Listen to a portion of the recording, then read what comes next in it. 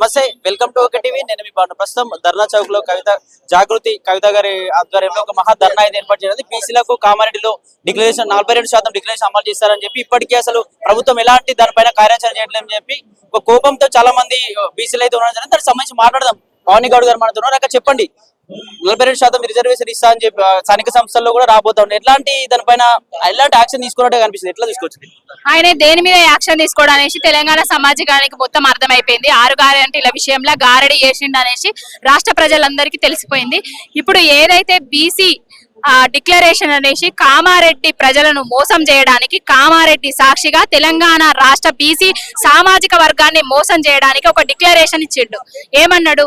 BC కులగణన ఆధారంగా, BC commission నివేదిక ఆధారంగా అధికారంలోకి వచ్చిన 6 నెలల కాలంలోనే మేము బీసీలకు రిజర్వేషన్లు పెంచుతాము. స్థానిక సంస్థల ఎన్నికలల్లా 23% ఉన్న రిజర్వేషన్ ను 42% పెంచుతామని చెప్పిండు. 6 నెలలు అయిపోయింది, ఏడాది అయిపోయింది. ఏడాది మీద 1 నెల కూడా గడువు వస్తుంది.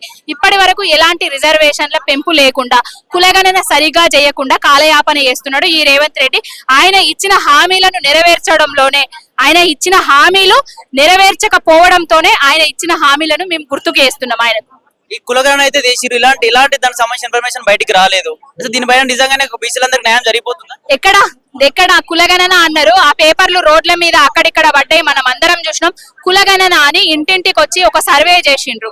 ఆ సర్వేలల్లా కుక్కలు ఉన్నాయా, బర్రెలు ఉన్నాయా, అవి అవసరం లేదు కదా. ఆస్తి వివరాలు అవసరం లేదు కదా. ఇండియన్ టాయిలెట్, వెస్టర్న్ టాయిలెట్ అవసరం లేదు కదా. ఆయన ఏదో కాలయాపన చేయడానికి మాత్రమే ఇలాంటి చేస్తున్నాడు. కమిటీలు అంటున్నాడు, రైతు బంధుల నివేదికలు అంటున్నాడు, కాలయాపన చేస్తున్నాడు. ఇప్పుడు బీసీ కులగణన అంటున్నాడు, దీని మీద కూడా కాలయాపన చేస్తాడు. బీసీలకు అన్యాయం చేస్తున్నాడు ఈ రేవంత్ రెడ్డి అనేటోడు. ఇంత ముందు బీఆర్ఎస్ ప్రభుత్వం ఉన్నప్పుడు అసలు బీసీల గురించి మాట్లాడని కవిత గారు ఇప్పుడు బీసీలను ముందేసుకుని రాజకీయం చేస్తా ఉన్నారు అని చెప్పి ఇతర పార్టీ వాళ్ళు అంటా ఉన్నారు. దానిపైన ఏం మాట్లాడుతున్నారు? ఇప్పుడు బీసీల గురించి కానీ, ఎస్సీల గురించి కానీ, ఎస్టీల గురించి కానీ, ప్రతి తెలంగాణ రాష్ట్ర ప్రజల గురించి కానీ, తెలంగాణ రాష్ట్రం కోసం కూడా కొట్లాడింది కవితక్క కేసీఆర్ గారి సారథ్యంలో. ఉద్యమంలో ఉద్యమించిన నాయకురాలు. ఊరు వాడ పల్లె పట్నం అని తేడా తెలియకుండా ప్రజలను అందరినీ, తెలంగాణ మహిళలను అందరినీ ఏకదాటిపైకి తీసుకొచ్చి బతుకమ్మ ఎత్తుకొని రాష్ట్ర ఉద్యమంలో మమ్మల్ని భాగస్వాములను చేసింది. అదే విధంగా బీసీల కోసం ఉద్యమం చేస్తున్నారు. ఒక ప్రజాప్రతినిధిగా రాజ్యాంగం మనం ఇచ్చిన హక్కుగా ఎవరి మీదనైనా, ఎవరి కోసమైనా పోరాటం చేసే హక్కు మనకుంటది. దాని మీద వీళ్ళు బురద జల్లుతున్నారు తప్ప ఎలాంటి ఆరోపణ. నెక్స్ట్ స్థానిక సంస్థ ఎన్నికల్లో ఎలాంటి బీసీలకు రిజర్వేషన్ ఇవ్వకపోతే నెక్స్ట్ బీఆర్ఎస్ నుంచి కార్యాచరణ ఎలా ఉండబోతుంది? యుద్ధం ప్రకటిస్తాం కాంగ్రెస్ ప్రభుత్వం మీద.